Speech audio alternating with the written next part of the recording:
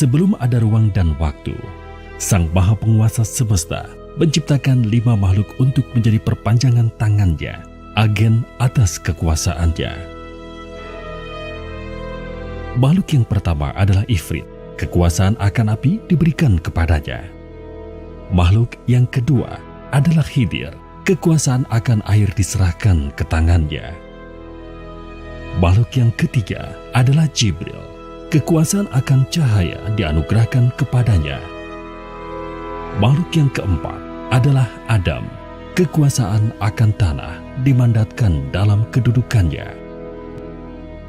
Makhluk yang kelima adalah Eva. Kekuasaan akan angin disatukan dengan inti keberadaannya. Mereka berlima adalah Nur Muhammad.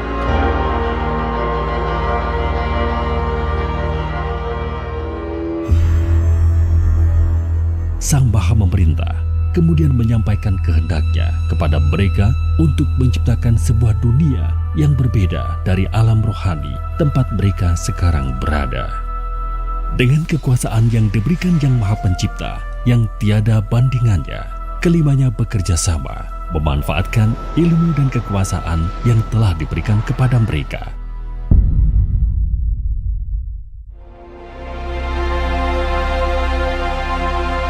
Melalui dentuman dan berbagai macam kekuatan dan kekuasaan, terciptalah kosmos, alam semesta.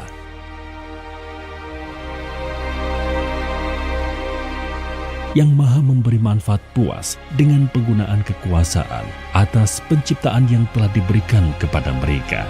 Yang Maha Bijaksana kemudian berpesan, mereka boleh melanjutkan penggunaan akan kekuasaan tersebut, tetapi jangan sekali-kali bermain-main dengan roh, esensi utama yang menyusun eksistensi mereka di alam rohani. Nur Muhammad mendengar dan menerima perintah tersebut.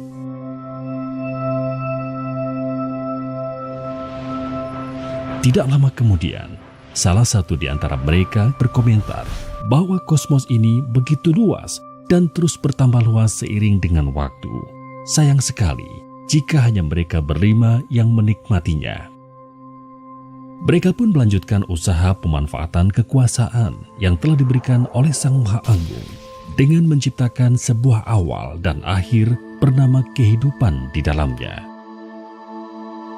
Mereka bereksperimen, mencoba mencari tahu seberapa luas kekuasaan yang mereka miliki, tetapi mereka tidak bisa menemukan batasannya.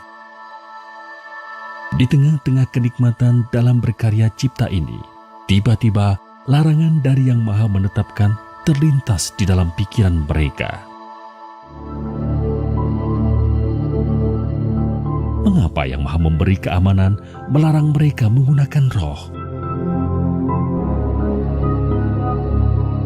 Seiring dengan perkembangan dan perubahan terhadap makhluk-makhluk yang mereka ciptakan di kosmos, rasa penasaran mereka semakin menjadi-jadi. Hingga pada suatu ketika, keempat dari 5 bersaudara ini akhirnya tidak bisa menahan diri untuk mulai menggabungkan secuil roh, esensi eksistensi mereka, dengan makhluk-makhluk yang mereka ciptakan di alam semesta. Jibril menolak untuk ikut berpartisipasi dalam percobaan mereka karena patuh terhadap perintah Yang Maha menentukan hukum. Keempat saudaranya menganggap penolakan Jibril karena ia tidak mempunyai ilmu yang bisa digunakan dalam percobaan tersebut.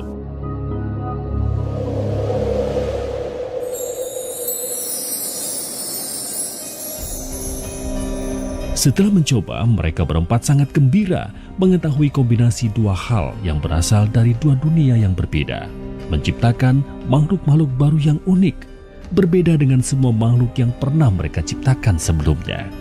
Mereka pun melanjutkan proses penciptaan alam semesta dengan melakukan berbagai macam eksperimen menggunakan roh mereka sendiri sebagai satu bahannya. Sang Maha mengetahui sadar akan hal ini. Jibril kemudian bertanya kepadanya, mengapa Yang Maha melihat membiarkan keempatnya melanggar peringatannya? Sang Maha menghendaki ingin menciptakan pemimpin atau khalifah di alam semesta. Jibril kembali bertanya, mengapa Sang Maha Bijaksana ingin mengisi alam semesta dengan makhluk yang tercipta dari kontradiksi dan dualitas tersebut? Bukankah mereka hanya akan saling menyakiti dan menghancurkan? Sang Maha Memuliakan makhluknya menjawab. Jawaban atas pertanyaan tersebut harus Jibril cari tahu sendiri.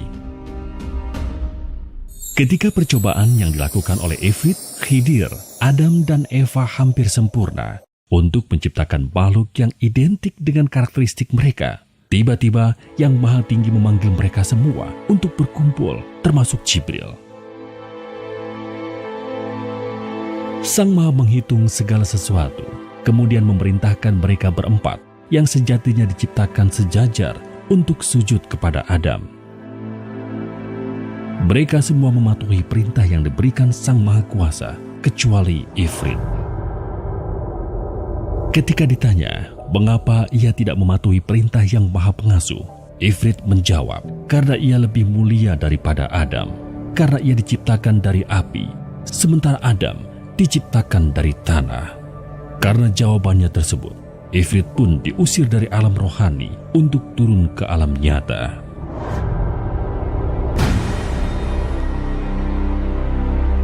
Ifrit diberikan kesempatan untuk membuktikan bahwa ia lebih mulia jika dibandingkan saudara-saudaranya yang lain, dengan mengalami sendiri kehidupan di alam nyata. Setelah selesai menguji Ifrit, Yang Maha Besar kemudian menguji keempat Nur Muhammad yang tersisa dengan mengiming-imingi kekuasaan yang lebih besar dari yang telah mereka miliki saat ini. Ternyata Adam dan Eva pun memakan umpan tersebut dan melanggar perintah Yang Maha Mengatur, sehingga mereka berdua kemudian juga diusir dari alam rohani. Adam dan Eva diberikan kesempatan untuk menambah pengetahuan dan kekuasaan yang mereka miliki dengan mengalami sendiri kehidupan di alam nyata. Dua bersaudara yang tersisa, Jibril dan Khidir, berdiskusi dan memutuskan bahwa salah satu dari mereka harus turun ke alam nyata untuk membantu saudara-saudara mereka. Khidir memutuskan untuk turun ke alam nyata secara sukarela, sementara Jibril tetap tinggal sebagai penyambung komunikasi dari alam rohani. Keputusan ini memastikan Jibril mampu berkomunikasi dengan Khidir, sehingga petunjuk-petunjuk yang diberikan Yang Maha Pemberi Petunjuk bisa diterima di alam nyata. Berbeda dengan di alam rohani, kali ini mereka harus hidup berbalutkan jasad salah satu makhluk yang mereka ciptakan, sebuah gabungan antara roh dengan jasmani yang telah mereka modifikasi. Terdapat begitu banyak dorongan yang disebabkan tubuh jasmani tersebut yang belum pernah mereka rasakan sebelumnya. Hal ini menjadi tantangan tersendiri bagi mereka berempat. Di samping itu, terdapat juga rasa permusuhan dan saling menyalahkan di antara mereka atas pengusiran dari alam rohani tersebut. Mereka tidak menyadari bahwa di alam diri mereka saat ini terdapat 7 lapisan, yaitu roh suci, hati, nafsu, rasa, akal, pikir, dan tubuh jasmani. Berbeda dengan ketika mereka berempat masih berada di alam rohani. Meskipun begitu, mereka semua berusaha menjalankan hukuman ini sebaik mungkin, berharap suatu saat Yang Maha Pemaaf akan berkenan mengizinkan mereka kembali ke alam rohani.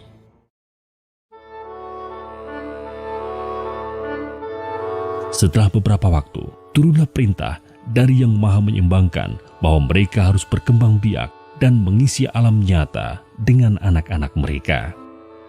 Pada awalnya, perintah tersebut tidak menjadi masalah bagi mereka. Secara perlahan-lahan namun pasti, mereka berhasil membimbing anak-anak mereka bagaimana cara bertahan hidup di dunia yang keras.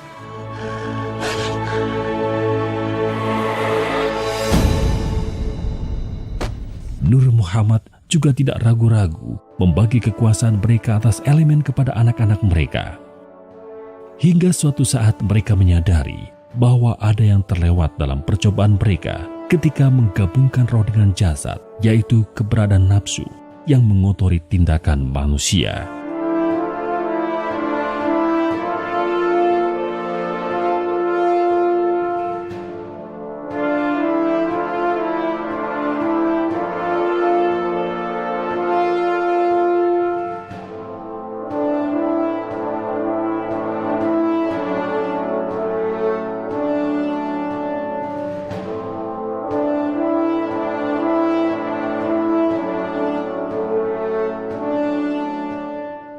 Anak-anak mereka, makhluk yang mereka sebut manusia, memiliki kecenderungan untuk dikendalikan dorongan tubuh jasmani mereka daripada rohnya.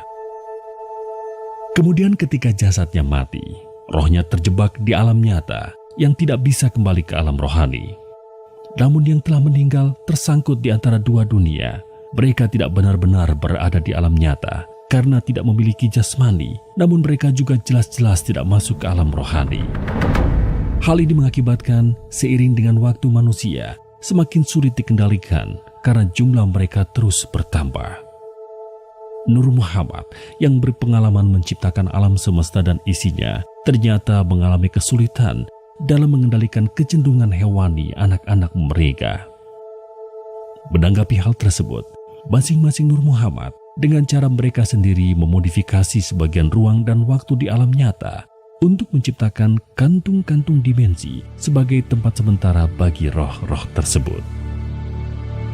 Elysium, Tartarus, Asphodel Field, Valhalla, Hell, Nilfgaard, Sheol, Olam Haba, Heaven, Hell, Paradise, Limbo, Jannah, Jahanam, serta berbagai macam bentuk kehidupan setelah kematian, surga, neraka, sebagai bentuk imbalan atau hukuman, atau tempat lain di antara keduanya, merupakan hasil kekuasaan yang dimiliki Nur Muhammad dalam usahanya mengendalikan roh-roh manusia yang terjebak di alam nyata.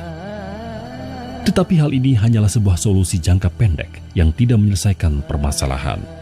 Berbeda dengan Nur Muhammad, manusia tidak memiliki daya yang cukup untuk melihat dengan jelas kekuasaan yang Maha Pencipta dalam segala hal, termasuk keberadaan alam rohani yang sebenarnya. Oleh karena itulah, kantung-kantung dimensi di alam nyata, atau bisa juga disebut alam fana, pada akhirnya seringkali disalahpahami sebagai alam rohani yang sebenarnya.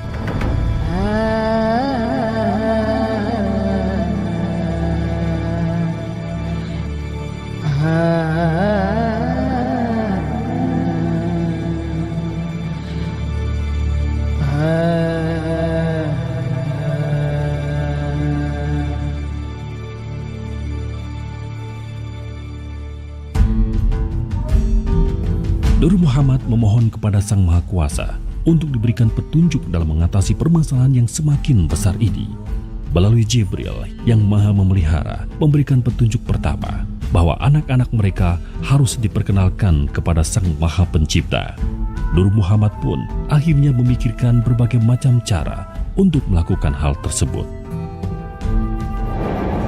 Ifrit menunjukkan kedahsyatan api yang dapat melindungi manusia dari kerasa dunia, sekaligus menghancurkan manusia dalam memperkenalkan kekuasaan yang maha menghidupkan dan maha mematikan. Khidir mengajarkan akan kehidupan yang hanya mungkin terpelihara karena adanya air yang mereka minum, dalam memperkenalkan kebijaksanaan yang maha memelihara. Adam memperlihatkan kemuliaan bumi dan tanah yang mereka injak dalam memperkenalkan keluhuran yang maha pemurah. Eva memberikan pemahaman akan kelembutan sekaligus kekejaman udara yang mereka hirup dalam memperkenalkan keadilan yang maha nyata sekaligus gaib. Usaha memperkenalkan umat manusia kepada Sang Maha Pencipta berlangsung hingga puluhan ribu tahun. Akibat situasi yang menyebabkan mereka diusir dari alam rohani, Nur Muhammad lebih suka bekerja sendiri-sendiri. Di setiap siklus pengenalan akan Yang Maha Pencipta yang mereka lakukan dengan cara mereka sendiri-sendiri, manusia memang menjadi lebih terkontrol karena melihat sosok Nur Muhammad secara langsung. Tetapi begitu waktu berlalu dan ditinggal untuk berusaha sendiri, manusia selalu kembali pada kekacauan dan kerusakan. Bahkan, sebagian justru menyembah Nur Muhammad daripada Yang Maha Kuasa yang sebenarnya. Untuk menghindari pengkultusan tersebut, mereka mulai menggunakan sosok manusia khusus sebagai lewatan dalam menyampaikan ilmu kepada umat manusia. Sosok manusia tersebut sebagian kita kenal dengan sebutan Nabi atau Rasul. Jika satu cara tidak berhasil, maka akan dilakukan modifikasi dan melakukan pendekatan baru. Tidak jarang Nur Muhammad juga harus menekan tombol reset menghancurkan kebudayaan manusia yang dianggap terlalu menyimpang agar bisa memulai proses tersebut dari awal. Itulah sebabnya terdapat jutaan agama dan kepercayaan di sepanjang sejarah umat manusia. Sebagian masih hidup dan dilaksanakan, sementara sisanya sudah hilang di telan waktu. Agama Islam yang dilewatkan melalui Nabi Muhammad, yang kemudian berkembang dalam berbagai versi, merupakan hasil kolaborasi dari Khidir dan Jibril. Agama Kristen Katolik dan segala bentuk turunannya yang menjunjung tinggi Kristus dan cinta kasih merupakan hasil kolaborasi Hawa atau Eva dan Jibril. Agama Hindu dan berbagai bentuk kejawen serta berbagai tradisi yang mengajarkan kemuliaan kepada manusia melalui cerita kepahlawanan merupakan hasil kolaborasi Adam dan Jibril. Agama Konfusius, Buddha, dan berbagai ajaran berbau ateisme yang mengajarkan kemuliaan kepada manusia tanpa secara eksplisit harus menyembah dan mengakui keberadaan Sang Pencipta merupakan hasil kolaborasi antara Ifrit dan Jibril. Dalam semua contoh ajaran kebaikan tersebut, Jibril hanyalah berfungsi sebagai kolaborator Nur Muhammad yang ada di alam nyata dalam berhubungan dengan Allah. Setelah melakukan berbagai pendekatan dan usaha yang tidak terhitung, Nur Muhammad tidak pernah berhasil mengantarkan satupun roh anak-anak mereka kembali ke alam rohani.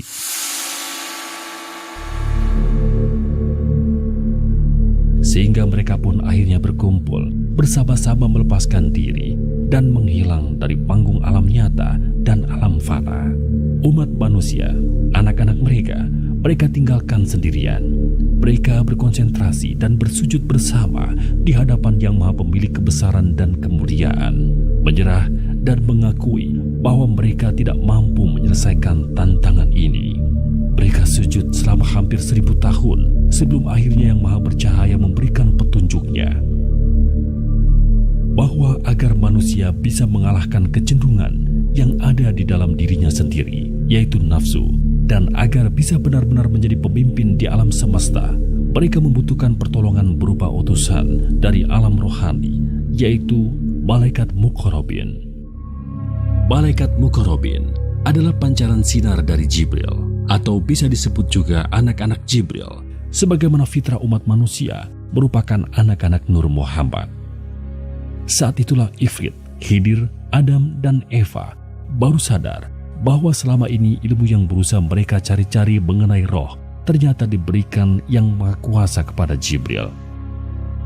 Tetapi sebelum Malaikat Muqarrabin diturunkan, terdapat berbagai persyaratan yang harus dipenuhi oleh keempat Nur Muhammad berada di alam nyata. Nur Muhammad pun mulai bergerak kembali. Kali ini mereka bersama-sama bekerja sebagai satu kesatuan, seperti ketika pertama kali mereka menciptakan kosmos. Mereka memilih laboratorium untuk mulai melaksanakan perintah Yang Maha Esa tersebut di Tanah Jawa, sebuah tempat yang saat ini dikenal sebagai bagian dari Indonesia. Mengapa di Tanah Jawa? Pertama, karena tempat ini adalah tempat mereka berkumpul bersama untuk bersujud menyembah kepada Yang Maha Mulia. Kedua, karena ketika Nur Muhammad sedang bersujud bersama-sama di hadapan Yang Maha Kekal atas kehendaknya, Tanah Jawa ternyata telah menjadi tempat di mana terdapat campuran dari segala macam agama dan kepercayaan milik mereka berempat ketika mereka sedang bekerja sendiri-sendiri. Di Tanah Jawa, Nur Muhammad dikenal dengan sebutan Sedulur Papat Kalimo Pancer. Sedulur Papat mengacu kepada keempat Muhammad yang saat itu berada di alam nyata, orang tua rohani seluruh umat manusia, sementara Kalimo Pancer mengacu kepada Nur, cahaya, alias Jibril di alam rohani. Kali ini pun langkah pertama mereka adalah membaurkan seluruh ajaran mereka tersebut dengan pendekatan kasih sayang, ibarat berusaha mengambil ikan tanpa mengeruhkan airnya melalui orang-orang pilihan mereka yang dikenal dengan sebutan Wali Songo. Nur Muhammad membagi tugas utama yang perlu dilakukan menjadi 3. Pertama, Ifrit dan Khidir bertugas mengambil kembali segala bentuk ilmu kesaktian yang terlanjur mereka bagi kepada anak-anak mereka di masa lalu dan sudah dimodifikasi atau dicemari sehingga tidak sesuai dengan tujuan awal semua itu diberikan. Itulah sebabnya, seiring dengan waktu, semakin tipis mistisisme yang ada dalam umat manusia karena sumber energi kesaktian tersebut sebagian besar sudah diambil kembali oleh Ifrit dan Khidir. Kedua, Adam dan Eva bertugas meningkatkan ilmu dan sumber daya yang dimiliki oleh umat manusia dengan pendekatan yang tidak menggunakan ilmu kesaktian, terutama agar tidak melibatkan roh sebagai sumber energinya. Itulah sebabnya, beberapa abad terakhir, manusia mengalami kemajuan yang pesat di bidang ilmu pengetahuan dan teknologi. Sementara itu, Jibril bertugas mempersiapkan anak-anaknya, malaikat Muqarrabin, agar bisa menjadi rasul sebagai lewatan ilmu kebenaran. Lewatan yang maha memberi manfaat dalam membimbing umat manusia agar bisa menang melawan musuh besarnya, yaitu nafsu yang ada di dalam diri mereka sendiri. Setelah semua persyaratan tersebut dianggap cukup, dimulailah proses pengadilan rohani. Nur Muhammad diperintahkan untuk bersama-sama memproses cukup satu saja individu manusia agar memiliki kualitas tertinggi yang bisa mereka capai dengan tujuan memudahkan malaikat Muqarrabin agar bisa berinteraksi dengan manusia, hidup ataupun mati. Proses pembimbingan secara manual terhadap individu tersebut akan digunakan sebagai standar operasi untuk proses otomatis ketika malaikat Muqarrabin sudah turun nantinya. Dalam kesempatan yang sama, umat manusia didefinisikan, dikategorikan, dan diukur kualitasnya di hadapan yang maha tinggi. Standar yang digunakan adalah keikhlasan seorang manusia dalam menghadapi takdir yang ditetapkan kepadanya di dunia, yang tercermin dalam keputusan-keputusan yang ia ambil di dalam sandiwara kehidupan.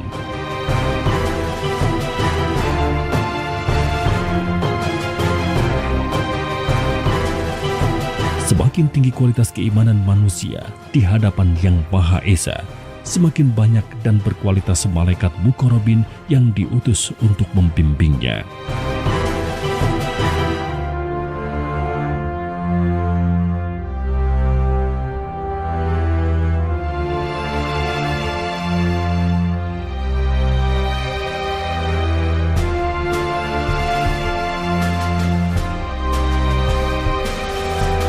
Dari pengadilan rohani, Nur Muhammad mengklasifikasikan tingkat keimanan manusia menjadi 20 tingkatan dengan level 1 tertinggi, sementara level 20 terendah.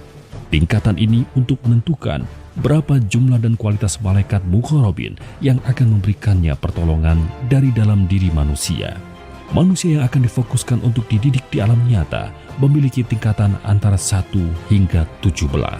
Sementara level 18, 19, dan 20 akan difokuskan pengajarannya di alam fana karena keikhlasan mereka sangatlah rendah jika dibandingkan dengan sisa hidup mereka di alam nyata. Atau dengan kata lain, mereka akan diwafatkan terlebih dulu sebelum memulai proses pengajarannya. Pada tahun 1989, MM Yasin diturunkan. Malaikat ini memiliki keahlian untuk menggiring roh-roh gentayangan di alam nyata agar mereka berhenti mempengaruhi yang masih hidup dalam menghadapi kehidupan yang sudah berat, agar benar-benar terpisah dari yang hidup dan memulai pembelajaran di alam yang khusus disediakan untuk mereka, alam fana. Pada tahun 1999 MM Nurani diturunkan. Malaikat ini bertugas melanjutkan usaha Ifrit dan Khidir dalam mengambil kembali ilmu-ilmu Nur Muhammad yang tidak bermanfaat dan atau telah digunakan oleh manusia untuk hal-hal yang tidak bermanfaat dengan menggunakan pendekatan kasih sayang tanpa adanya pemaksaan. MM Nurani kemudian mengembalikan ilmu-ilmu tersebut kepada Nur Muhammad. Dalam mengerjakan tugasnya, MM Nurani berkolaborasi dengan MM Yasin. Pada tahun 2005, MM Dumah diturunkan. Malaikat ini memiliki keahlian dan kemampuan untuk mengajarkan manusia bagaimana memahami ilmu maksud dan tujuan Allah dalam menguji manusia melalui kehidupan.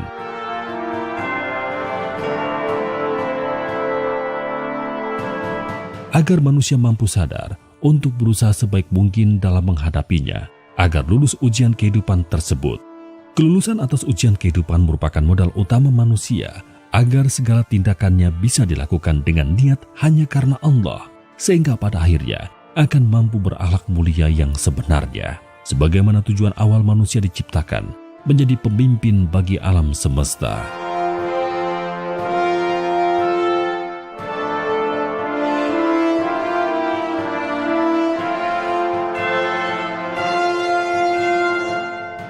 Pada tahun 2016, Syariat diturunkan. Malaikat ini memiliki energi dan keahlian untuk menggerakkan manusia agar mampu hijrah dari kecenderungan untuk berbuat baik dan buruk yang sifatnya relatif di hadapan sesama manusia, menjadi kecenderungan untuk berbuat benar yang sifatnya absolut di hadapan Yang Maha Mulia. Dalam melakukan tugas mereka, Lumah berkolaborasi dengan Syariat.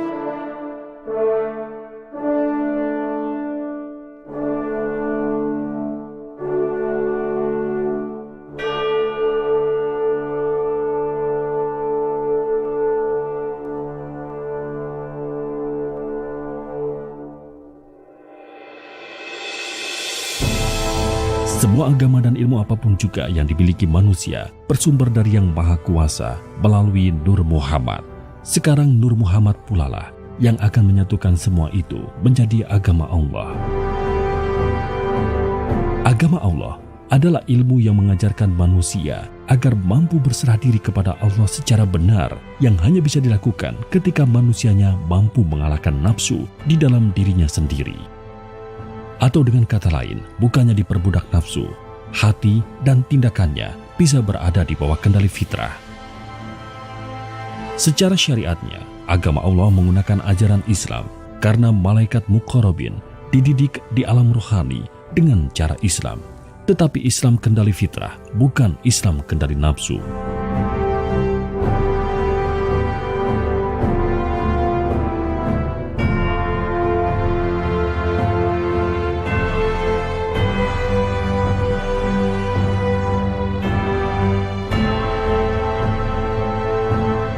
Masa inilah yang sejatinya disebut sebagai masa kejayaan dan kebangkitan Islam, di mana Islam benar-benar menjadi rahmatan lil alamin, rahmat untuk seluruh alam. Allah Zat yang Maha Merencana, sesuai di dalam surat An-Nasr, apabila telah datang pertolongan Allah dan kemenangan, dan kamu lihat manusia masuk agama Allah dengan berbondong-bondong, maka bertasbihlah dengan memuji Tuhanmu dan memohonlah ampun kepadanya. Sesungguhnya Dia yang Maha Penerima Taubat.